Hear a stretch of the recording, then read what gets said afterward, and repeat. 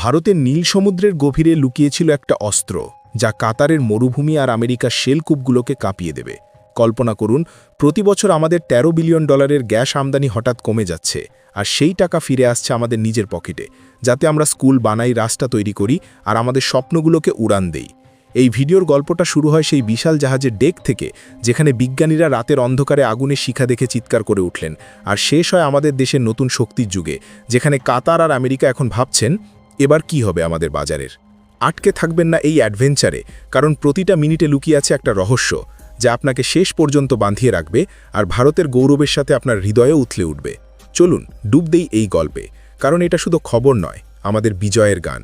কল্পনা করুন, মাত্র ৩ মাস আগে ২০২৫ জুন মাসে, যখন মধ্যপ্রাচ্যের আকাশে ইসরায়েল আর ইরানের মধ্যে আগুনের ঝলক দেখা গিয়েছিল, হরমুজ প্রণালী বন্ধ হওয়ার হুমকিতে বিশ্বের ২০% তেল গ্যাসের পথ আটকে যাওয়ার ভয়ে সবাই কাঁপছিল। সেই সময় ভারতের বন্দরগুলোতে জাহাজ ভিড় করছিল, কিন্তু দাম ২৮% লাফিয়ে উঠেছিল, আর আমাদের ফ্যাক্টরিগুলোতে বিদ্যুৎ কমে যাওয়ার আশঙ্কায় শিল্পপতিরা রাত জেগেছিলেন। এই ঘটনা আমাদের চোখ খুলে দিয়েছিল কতটা আমরা কাতারের এলএনজি আর আমেরিকার শেল গ্যাসের উপর ঝুঁকে আছি, আর এটি যেন একটা পাতলা সুতোই ঝুলে আছে আমাদের শক্তির লাইন। কিন্তু সেই অন্ধকারের মাঝে লুকিয়েছিল একটা আলোর আভাস, যা জন্ডমানের জল থেকে উঠে এসেছে আর সেই পুরনো ভয়কে হাসির ঘোরাক বানিয়ে দিচ্ছে। এই গল্পটা সেই জুনের ছায়া থেকে শুরু করে ধাপে ধাপে এগোয় আমাদের নতুন স্বাধীনতার দিকে। কল্পনা করুন, প্রতিদিন সকালে যখন আপনি গ্যাসের স্টোভ জ্বালান বা অফিসে লাইট জ্বালান, তখন সেই আঁচের পিছনে লুকিয়ে আছে কতটা লড়াই। বিদেশের জাহাজ থেকে নামানো তেলের ক্যানিস্টার, যা আমাদের পকেট লুটে নেয় হাজার কোটি টাকা, আর একটা ভুল খবরেই সব থেমে যায়। কিন্তু আজ এই ভিডিওটা সেই লড়াইয়ের একটা মহাকাব্যিক টার্ন, যেখানে আন্ডামানের নীল জল আমাদের নিজস্ব ধনের গুপ্তধন উন্মোচন করছে, আর কাতার আমেরিকার মতো দেশগুলো এখন চিন্তায় পড়ে যাবে। এটা শুধু একটা আবিষ্কারের গল্প নয়, এটা আমাদের গৌরবের মহাযুদ্ধ, যা শুনলে আপনার রক্তে উত্তেজনা ছড়িয়ে পড়বে, আর শেষ না দেখে উঠে দাঁড়ানো অসম্ভব। চলুন এই যাত্রায় যোগ দিন, কারণ এখানে প্রতিটা ঢেউয়ের সাথে লুকিয়ে আছে একটা বিশাল সারপ্রাইজ, যা ভারতকে শক্তির রাজা বানিয়ে তুলবে। গত বছর ২০২৪-এ আমরা ১৩.৩ বিলিয়ন ডলার খরচ করেছি গ্যাস আমদানিতে, যা হলো প্রায় ১,১০,০০০ কোটি টাকা। এই টাকা দিয়ে আমরা কত হাসপাতাল বানাতে পারতাম, কত গ্রামে বিদ্যুৎ পৌঁছে দিতাম। আর এই আমদানির সিংহভাগ আসে কাতার থেকে, প্রায় ৪২%, যারা তাদের মরুভূমির কূপ থেকে তরল গ্যাস এলএনজি জাহাজে ভরে পাঠায়, কারণ সরাসরি গ্যাস পাঠানো যায় না আর এতে খরচ বাড়ে। তারপর আমেরিকা থেকে ১২%, তাদের শেল গ্যাস, যা পাথর চিরে বের করা হয়, যেন পাহাড়ের ভিতর থেকে ধুন খুঁজে বের করা, আর সংযুক্ত আরব আমিরাত থেকে ১১%। কিন্তু এই নির্ভরতা কেন এতটা? কারণ আমাদের নিজের উৎপাদন বাড়ানো কঠিন। ভূমি কম আর সমুদ্রের গভীরে যাওয়া মানে বিপদের খেলা, যেমন একটা জাহাজ ডুবে যাওয়ার ভয়। তবু আমাদের সরকার ২০৩০ নাগাদ আমদানি ৫০% কমানোর স্বপ্ন দেখছে, আর এখন সেই স্বপ্নের প্রথম পা পড়ছে আন্ডামানের দিকে। কিন্তু অপেক্ষা করুন, এখনও পুরো রহস্য উন্মোচিত হয়নি। চলুন একটু ইতিহাসের পাতা উল্টাই। আন্ডামানের এই গল্পটা নতুন নয়। বহু দশক ধরে বিজ্ঞানীরা বলে আসছেন যে এই দ্বীপপুঞ্জের নিচে মায়ানমার আর ইন্দোনেশিয়ার মতোই গ্যাসের ভাণ্ডার লুকিয়ে আছে। কেন জানেন?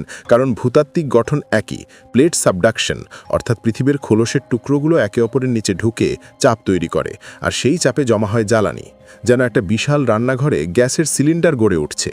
পারস্য উপসাগরের মতো, যেখানে বিশাল তেলক্ষেত্র আছে আর দেশগুলো ধনী হয়ে উঠেছে, আন্ডামানও সেই গোল্ডেন বেল্টের অংশ। কিন্তু আগে আমরা পিছিয়ে ছিলাম।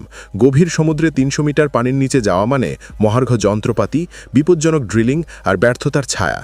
তাই এলাকাটা যে সম্ভাব্য বলে রেখেছিলাম, অর্থাৎ হওয়া উচিত, কিন্তু দেখা যাক। কিন্তু ২০২৪-এর শেষে প্রধানমন্ত্রীর ডিপ ওয়াটার মিশনের ঘোষণা সব বদলে দিল। এটা একটা বিশাল পরিকল্পনা, যেখানে আমরা বিশ্বের মাস্টারদের সাথে হাত মিলিয়ে সমুদ্রের গভীরে ডুব দিচ্ছি। পেট্রোব্রাস, বিপি, শেল, এক্সন মোবিল, এগুলো সব বিদেশি কোম্পানি। এই নামগুলো শুনলে মনে হয় যেন সব নিয়ন্ত্রণ সেই বিদেশি কোম্পানিগুলোর হাতেই, কিন্তু আসলে এটা চালাকি। বাইরের দিক থেকে আমরা দেখাচ্ছি যে আমরা তাদের কাছ থেকে শুধু শিখছি, কিন্তু আসলে ভেতরে ভেতরে নিয়ন্ত্রণ আমাদের হাতেই আছে।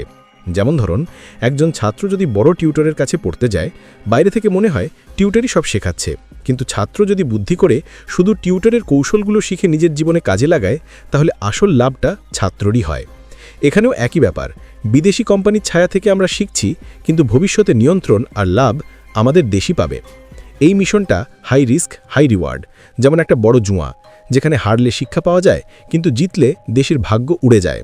আর এখন সেই মিশনের ফল ফলছে। কিন্তু থামুন, কারণ এখন আসছে সেই মূল টুইস্ট যা আপনাকে শেষ পর্যন্ত টেনে নেবে। এই গল্পের মাঝামাঝি এসে চলুন ভাবি আমাদের এই আমদানির চেনটা কতটা ভঙ্গুর। কাতারের গ্যাসটা এলএনজি হিসেবে আসে, তরল করে জাহাজে ভরে, কিন্তু যদি জাহাজ দেরি করে বা যুদ্ধ হয় তাহলে ফ্যাক্টরি বন্ধ, বিদ্যুৎ কম আর দাম আকাশ ছোঁয়া। আমেরিকার শেল গ্যাস নতুন প্রযুক্তি, কিন্তু দূরের কথা, যেন আমরা প্রতিদিন তাদের কাছে হাত পাতি। আমরা বছরে 22 মিলিয়ন মেট্রিক টন গ্যাস আনি, যা 32 বিলিয়ন কিউবিক মিটারের সমান, আর এর জন্য পকেট থেকে বেরোয় সেই বিশাল অর্থ। কিন্তু কেন এতটা দুর্বলতা? কারণ নিজের উৎপাদন বাড়াতে সময় লাগে, আর গভীর সমুদ্রে যাওয়া চ্যালেঞ্জ। জলের গভীরতা 295 মিটার, ড্রিলিং 2650 মিটার নিচে, যেন পৃথিবীর হৃদয় ছুঁয়ে ফেলা। তবু আন্ডামান কেন বিশেষ? কারণ এখানে যদি গ্যাস পাওয়া যায় তাহলে এটা শুধু স্থানীয় নয়, পুরো দেশের জন্য বিপ্লব। কিন্তু এখনও সেই বড় প্রশ্ন রয়ে গেছে, কি পাওয়া গেছে আসলে?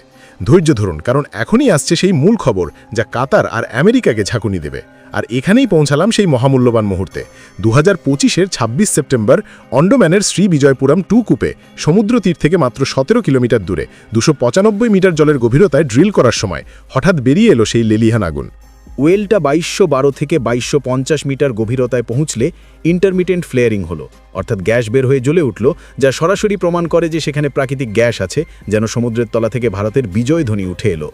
স্যাম্পেলগুলো জাহাজে করে কাকিনাড়া ল্যাবে নিয়ে টেস্ট করা হলো, আর ফল 87% মিথেন। মিথেন কি? এটা গ্যাসের সবচেয়ে পরিষ্কার অংশ, যা দিয়ে বিদ্যুৎ তৈরি করা সহজ, দূষণ কম, আর বাড়িতে রান্না করলে পরিবেশ বাঁচে।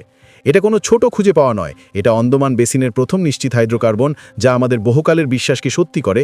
মায়ানমার থেকে ইন্দোনেশিয়া পর্যন্ত এই বিল্টে যা দেখা গেছে। ইউনিয়ন মিনিস্টার হরদীপ সিং পুরী বলেছেন, আন্দামান সাগরে একটা এনার্জির মহাসাগর খুলে গেছে। তার টুইটে ভিডিও শেয়ার করে লেখা, এটা ডিপ ওয়াটার মিশনের বিশাল সাফল্য, আর আগামী মাসে গ্যাসের পরিমাণ আর বাণিজ্যিক সম্ভাবনা যাচাই হবে, যা 431,000 ভিউ পেয়েছে। আর একটা পোস্টে নাবিলা জামাল বলেছেন, গ্যাসের জ্যাকপট, এটা আমাদের আমদানি 44% কমাতে পারে 8,000 ভিউয়ের সাথে।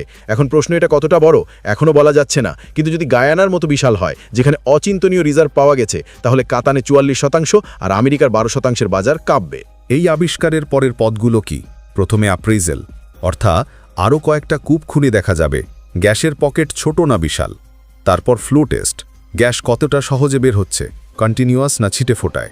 সিসমিক স্টাডি করে রিজার্ভয়ারের সীমা বোঝা হবে, যেন একটা মানচিত্র আঁকা। যদি বড় হয় তাহলে economics check. Deep water extraction মানে মহার্ঘ খেলা, প্ল্যাটফর্ম বানানো, যেন সমুদ্রে একটা শহর গড়া, পাইপলাইন লাগানো, এলএনজি প্লান্ট। কিন্তু যদি লাভজনক হয় তাহলে ভারতের গ্যাস আমদানি কমে যাবে, আর কাতারের মরুভূমি শীতল হয়ে যাবে। তাদের জাহাজগুলো এখন কোথায় যাবে? আমেরিকার শেল ক্ষেত্রেও কাঁপবে, কারণ তাদের নতুন বাজার হারানো মানে অর্থনীতির ধাক্কা। কল্পনা করুন, সেই $13 বিলিয়ন আমাদের কাছে ফিরে আসছে, জব তৈরি হবে হাজার হাজার, পরিবেশ রক্ষা হবে, আর আমরা শক্তির রাজা হয়ে উঠব। আর এর ফিউচার? এই বেসিনে শত শত কূপ খোঁড়া হবে, ইন্দোনেশিয়ার মতো। Drill baby drill.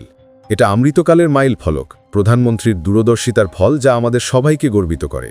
আমার চোখে এই আন্দামানের আবিষ্কারটা শুধু গ্যাসের নয়, আমাদের আত্মসম্মানের উত্থান।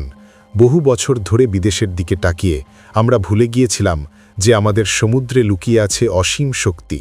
হরদীপ পুরীজির মতো নেতা আর বিজ্ঞানীদের সাহস এটা প্রমাণ করে যে ভারত এখন শুধু অনুসরণকারী নয়, নেতা।